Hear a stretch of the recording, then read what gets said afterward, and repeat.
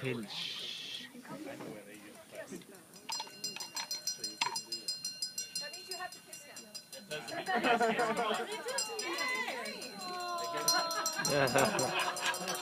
not the kiss I saw this afternoon. Nothing up his sleeves. Can you guys hear me? Can everybody hear me? All right. Hear me now? Loud. Yep. Everyone can hear me? All right, so I have a few words. Turn it up. Speak into the microphone. Speaking into the microphone.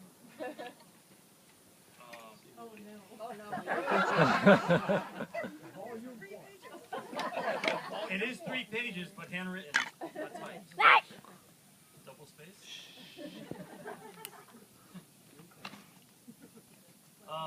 First off, I'd like to thank the people who made this day possible. Please, everyone, raise your glass, and for Jeff and Karen. Yeah. Oh, she's in the kitchen. She's right there. Thank you for having this beautiful wedding and for having us in your home. Thank you very much. You're welcome. So my name is Julius. I am George's older brother. And as George's older brother, it's a little weird being the best man. As George's brother, he's looked up to me for his whole life. Looking up to you. Until he was He looked up. Because if he didn't, I would kick his ass. Let's be honest.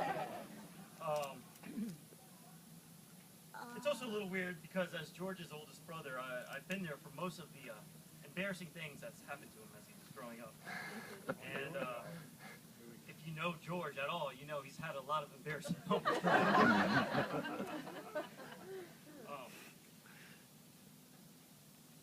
Where was I?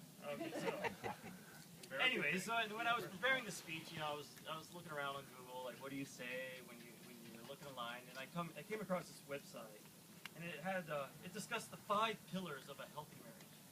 So I figured I'd start with there, and so according to the www.mcc.com, which is the Malaysian College Crusade, the website says the first pillar of a healthy marriage is love. And George knows how to love, trust me. This is the guy who locked his 70-year-old grandmother out of her own house as she was taking out the trash after she spent the previous month taking care of 2 broken arms. You're welcome. She deserved it. Seriously, he had 2 broken arms. He couldn't take a shower by himself. He couldn't wipe by himself. He couldn't feed by himself. They gave him a long wooden spoon, one of those wooden kitchen spoons that you stir with to feed himself, and it would stop right here. Trying to feed himself. I wonder why they didn't lock him out. So this is the woman he locked out of her own home. The second pillar is trust. Again, there's no one more faithful than George. And it reminded me of a time when we were 10 years old, and there were these kids who stole my baseball. And they were older kids, they were picking on me, stole my baseball, teasing me. And I tried to fight them for to get my baseball back. And George, fat, chubby, 8-year-old George came running out of nowhere with a baseball bat over his head. Chased the kids away, and I got my ball back. That's a true story. So, needless to say, there's no one you can trust more than George to be there for you. The third pillar of healthy marriage is intimacy. And we'll skip that one.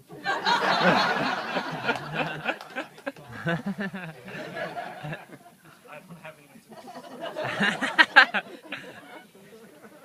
Are you sure about that? The fourth pillar of marriage is commitment. And let's just say when George is committed to doing something, there's no stopping him. He gets that from his mother. Commitment, you could call that stubbornness. Because whether it's George refusing to leave Burger King until someone buys him a Whopper.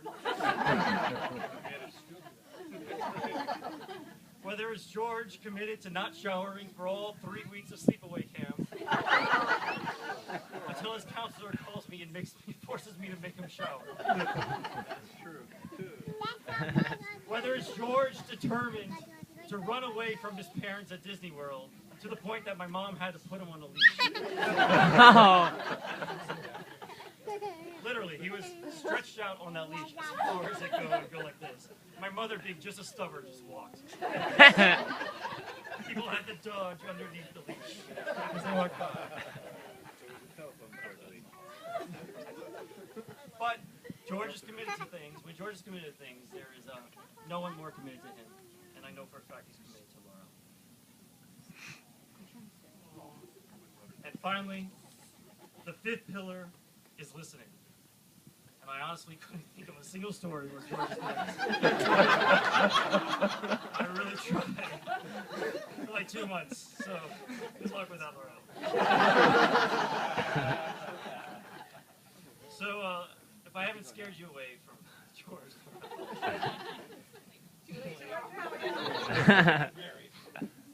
the moral of this story is that George, you're getting a good man. He's a strong, caring, funny, loving, and genuine man. You could say he is perfectly imperfect, and he's a man of his word. And no, George, to you. I said earlier, you always looked up to me, and now I'm the one looking up to you. Look, here we are in beautiful Hawaii, at this beautiful wedding, surrounded by loved ones, and you have the most gorgeous bride. You're doing really well, and I look up to you.